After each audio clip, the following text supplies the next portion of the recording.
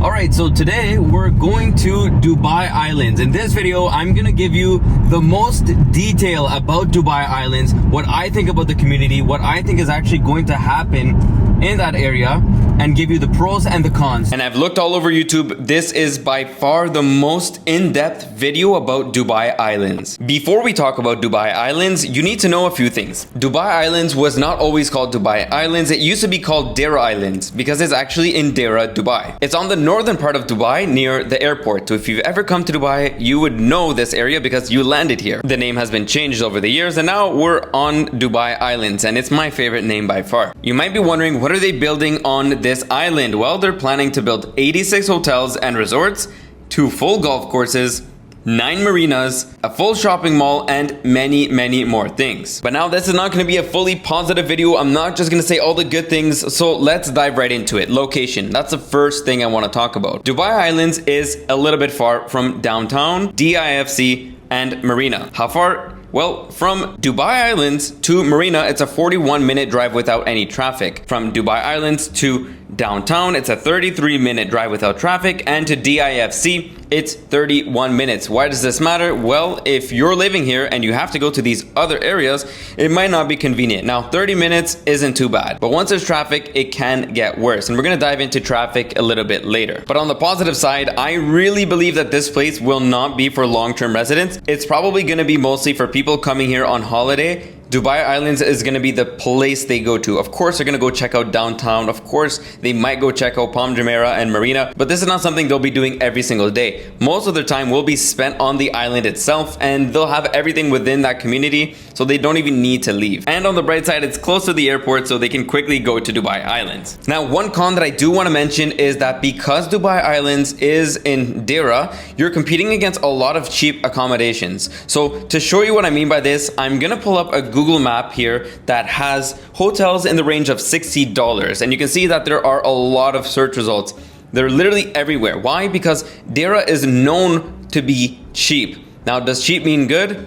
No. In this case, cheap is very low quality. If someone wants to get something cheap, yes, this might be the area for them. And I've seen a lot of people go in this area whenever they're moving to Dubai and they want to get something cheap during their stay here, they'll stay in Deira.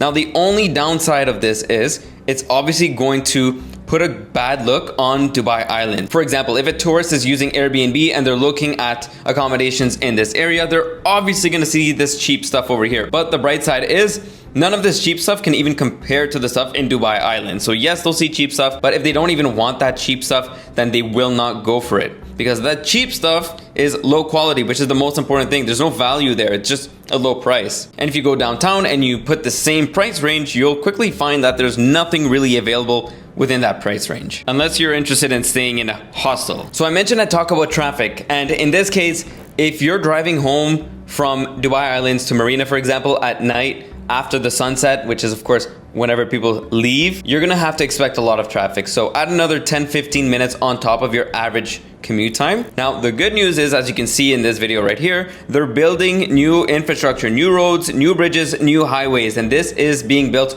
right now as we speak. So this current traffic issue should be resolved by the time all of these investments hand over for its investors. This first beach that you can see here is reserved for people who have dogs, and it's free, so you don't have to pay anything more. So that first beach that we saw was for dogs, and then over here it's for people without dogs. And I was really surprised because the beach is very long. This is only a small part of Dubai Islands. You'll obviously have way more beach access, but for now it's already about 1 kilometer to 1.5 kilometer long. Now, most importantly, let's get into the investment opportunities here in Dubai Islands. So here they have Beach Walk by Imtiaz, which is a boutique developer, and this is where it will be. So as you can tell, we'll have waterfront views, but there is land in front of there as well. And then just down the road from Imtiaz, they're building something else here. Edgewater Residences right here, and the construction is active right now. And then right here, we have another Imtiaz project that's going to be launched right here, so nearby. Nikhil sold all of these plots of land to private contractors, private developers, and there is a period of 5 years. Within 5 years, they have to complete the buildings. So they have a hard deadline, which is one good thing about this area. that they have to actually complete everything. So that's why everyone is super interested in this area for investment. You can see it's extremely up and coming. Look at this. All of these buildings up here are being built right now as well. Now, from an investment perspective, how much are you paying and is it worth it? So you're paying on average 2,500 dirhams to up to 3,000 dirhams per square foot right now, buying off plan for a property that's waterfront with beach access. So this is obviously the cheapest one in the market in Dubai right now. But if you take into consideration how much it could appreciate to, this is where it starts to get interesting. If you look at a community like Blue Waters Islands, the price per square foot is over 5,000 dirhams. So in this case right now, in the last year, for resale properties, it's 5,300 dirhams per square foot, which is a lot of money. Now, with that being said, do I think that Dubai Islands will be on the same level as Blue Water Islands? No, I do not think so. Why? Because right now, Blue Water Islands is in a fantastic location. It's in a better location than Dubai Islands. It's right beside Palm Jumeirah, right beside Dubai Media City, Emirates Hills.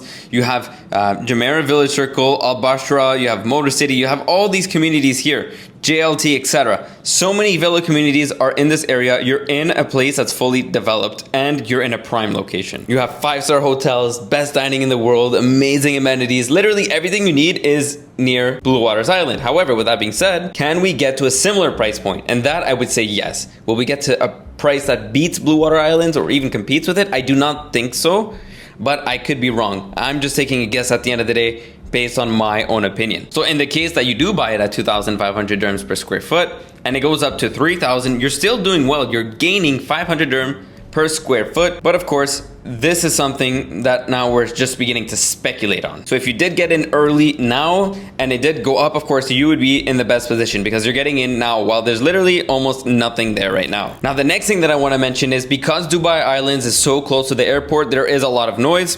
You can hear it yourself.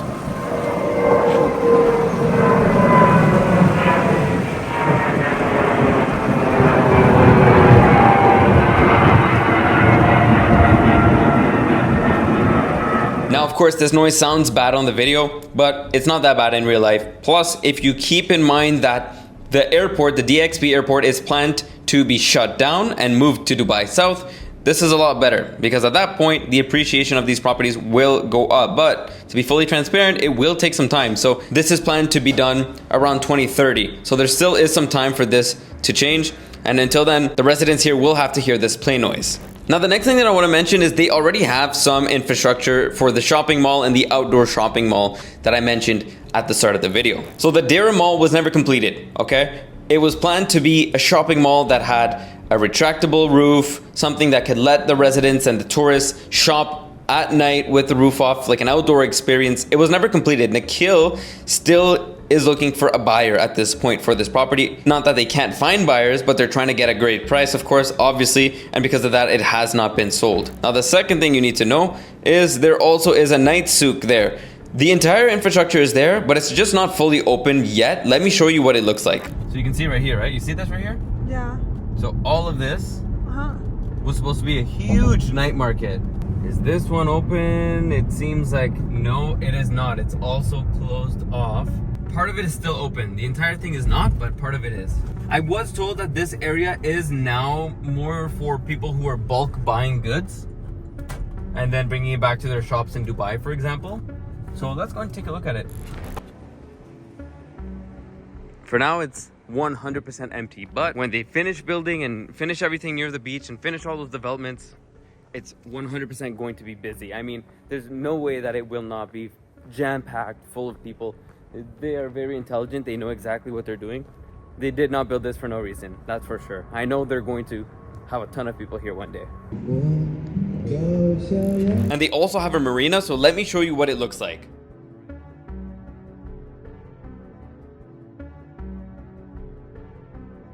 If you do want to learn more about how you can buy a property here in Dubai, whether it's in Dubai Islands or in any other location, you can use the link down below to book a call. I can go over every single detail, how to buy the property, the best areas, the best developers, how to get the financing if you need it, and of course, post-purchase, how to get a golden visa. We can do this for you personally. Our company has helped set up over 400 companies here in Dubai. We've helped get hundreds of golden visas for clients as well. We know the process in and out, and we can definitely assist you get started.